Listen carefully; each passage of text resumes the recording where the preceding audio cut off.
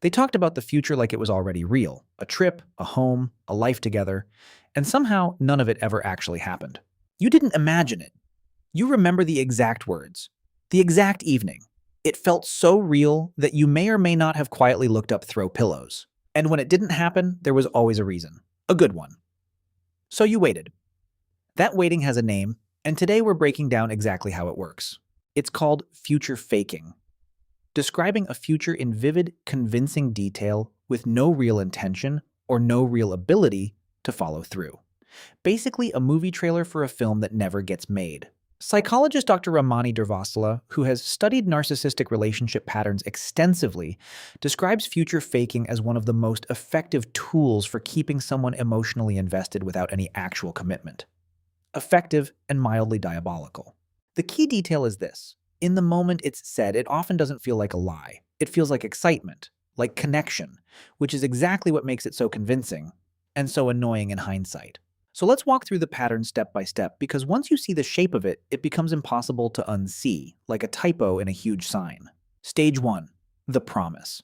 It's specific, vivid, and often bigger than the relationship has actually earned yet. That specificity is exactly what makes it lodge in your memory like a jingle you can't get rid of. Stage 2. The excitement.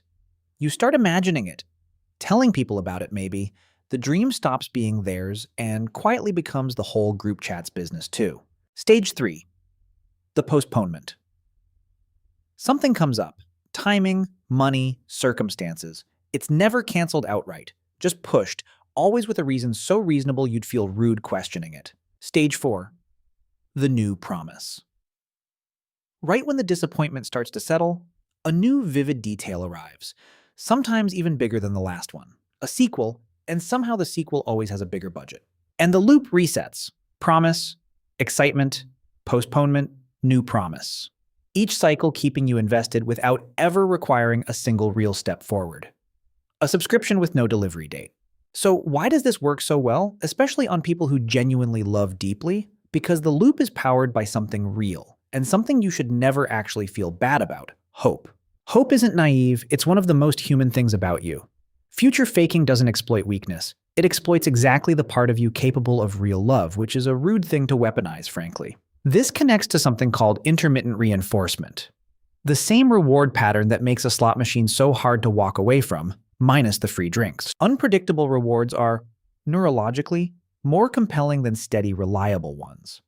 Your brain keeps chasing the next moment the dream feels real again, like a dog that has, in fact, caught the car before. So staying invested isn't naivety, it's your brain's reward system responding exactly the way reward systems are built to respond. Blame evolution, not yourself. There's also a quieter cost that builds slowly. You start living partly in an imagined future instead of fully in the actual, currently existing relationship. And that makes the present-day version easier to overlook, because the imagined version has better lighting, a better soundtrack, and never once leaves dishes in the sink. Eventually, grieving this pattern means grieving something strange. Not the person exactly, but the specific future they described that never actually belonged to you in the first place. That grief is real, even though the thing you're grieving was never real to begin with. Both things can be true at once, annoyingly. So how do you protect yourself without losing your ability to hope entirely? Let's walk through 3 practical ways, none of which involve becoming a cynic forever. Step 1. Judge the relationship by pattern, not promises. A single vivid promise means very little. 3 matching actions over 3 separate months means a great deal.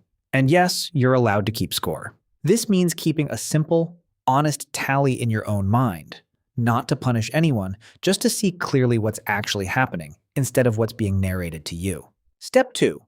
Ask for present action instead of future words. Not, will we someday, but what's one small thing that happens this week?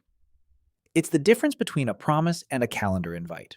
This single shift changes everything, because it moves the conversation out of the imagined future and into something you can actually observe, verify, and hold in your hands. Step 3. Give yourself permission to grieve the imagined future, even while staying clear-eyed about what's real. You're allowed to miss something that was never guaranteed to happen, throw pillows and all. That grief doesn't mean you were foolish. It means you were capable of imagining something beautiful. And that capability is worth protecting, not shutting off, even if it embarrassed you once. This video describes patterns, not diagnoses. It isn't a tool for labeling a specific person in your life with certainty. If a pattern like this feels familiar in your own relationship, the most reliable next step is talking with a licensed therapist who can look at your specific situation directly. So back to where we started. The porch, the dusk light, the future that felt so real you almost bought throw pillows for it. You didn't fail to make it happen. You were shown a future that was never actually being built in the first place. Different problem entirely, and not yours to fix. You're still allowed to hope for a real one. You just get to ask from now on for a future that's actually being built one action at a time, receipts included. If this helped you make sense of a pattern in your own life, tell us in the comments. What was the promise that never happened? The one you still, embarrassingly, think about. Subscribe for more psychology breakdowns every week. Understanding the pattern is how you stop waiting for a future that was never being built, and how you finally, guilt-free, return those throw pillows.